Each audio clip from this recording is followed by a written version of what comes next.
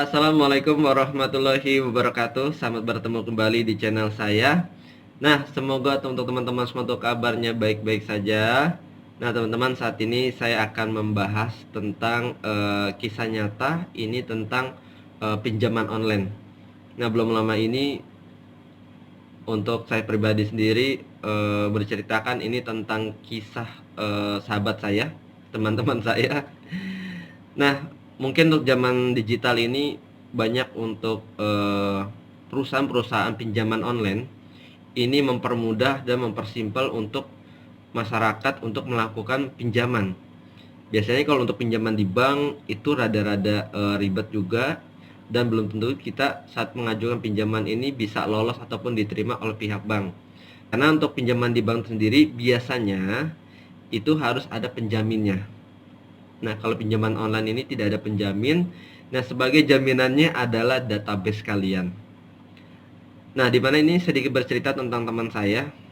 Belum lama, ini menurut saya parah sih, benar-benar parah banget. Ini di luar dari memang prosedur yang ada ya tentang penagihan pinjaman online. Nah, untuk saya sendiri melakukan pinjaman mungkin untuk nilainya kayak kurang jelas untuk nilainya berapa, tapi memang untuk nilainya di atas 5 juta rupiah, mungkin sekitar 8 atau 9 juta rupiah.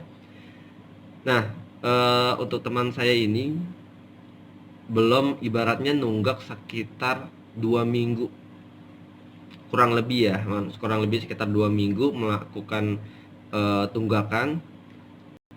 Bagaimana di saat kita melakukan pinjaman online, kadang kita sudah terlena dengan kita mendapatkan limit yang besar, bahwa kita kasih saja untuk datanya. Jadi teman-teman, yang pertama, jangan pernah kasih kontak darurat itu tempat kerja Anda. Ya, jangan pernah tempat kerja Anda, orang-orang penting menurut Anda, atau mungkin saudara. Lebih baik asal-asalan aja lah, tapi lebih baik jangan melakukan pinjaman ya. Nah, jadi singkat cerita, untuk teman saya ini mencantumkan sebuah tempat kerja, nama tempat kerjanya, dan tidak ada database lagi seperti atasan, teman-teman, itu tidak ada, hanya mencantumkan nama perusahaan tempat kerjanya saja. Yang dimana di saat melakukan tunggakan 2 minggu, apa yang dilakukan ini di luar nalar. Yang pertama, untuk penagihan ini sebelumnya sudah melakukan tagihan melalui via telepon ataupun melakukan via WhatsApp. Karena memang belum sempat bayar, mungkin belum ada biayanya. Untuk sebenarnya pinjaman itu nilainya 9 juta rupiah, karena memang kan tiap bulannya diancur, jadi tiap bulannya tidak nyampe 9 juta rupiah. Saya kurang jelas dan kurang tahu untuk nilai bulanannya berapa, tapi memang pinjaman itu nilainya sekitar 9 juta rupiah.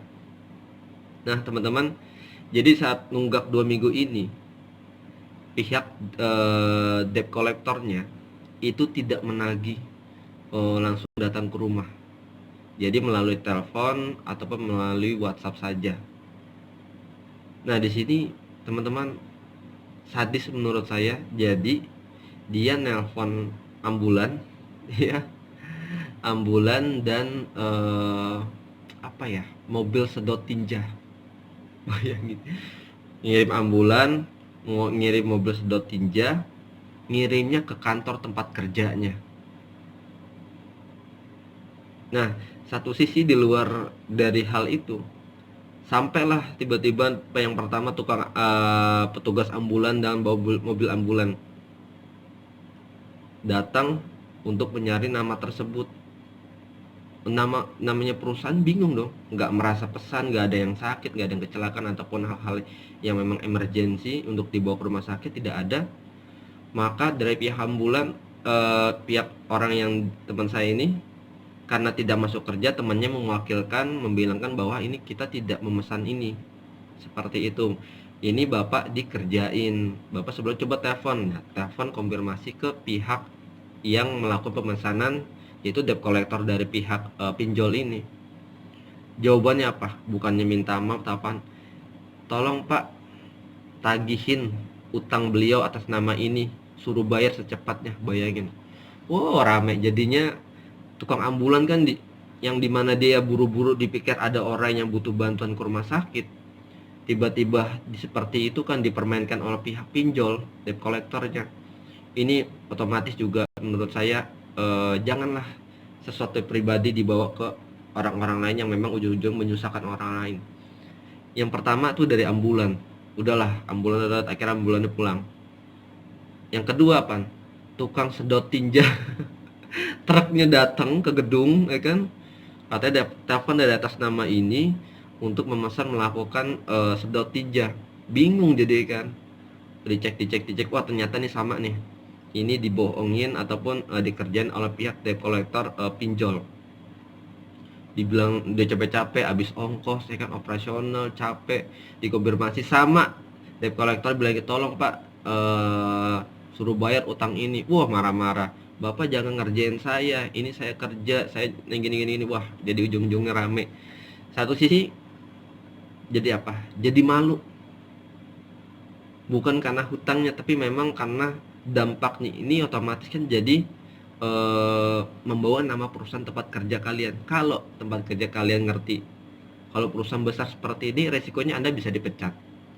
Nah maka teman-teman, ditambah lagi untuk debt collector tuh dia cari kontak Instagramnya si orang melakukan, teman saya ini melakukan pinjaman. Dia message ataupun dia kirim pesan ke Instagram teman-teman kerjanya, Instagram perusahaan. Waduh, itu benar-benar, ini menurut saya udah di luar dari SOP yang memang diterapkan oleh pihak OJK. Tapi balik lagi teman-teman, inilah pinjol, inilah dampaknya pinjaman online. Jadi teman-teman, untuk dari saya lebih baik jauh namanya pinjaman online. Hiduplah sederhana, hidup biasa-biasa saja, ada dibeli, nggak ada jangan dibeli. Kalau memang keadaan emergensi sekali, memang kalau emergensi sih masih oke, tapi jangan terlalu banyak dan buru-buru dilunasin. Jangan pakai mode cicilan. Tapi saya saranin jangan pernah, karena memang dampaknya tuh seperti ini teman-teman.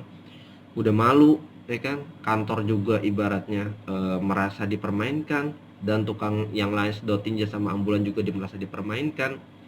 Dan ditambah lagi ini resikonya teman-teman, jadinya rasa kepercayaannya oleh pihak perusahaan ataupun teman-teman kerja ini berkurang.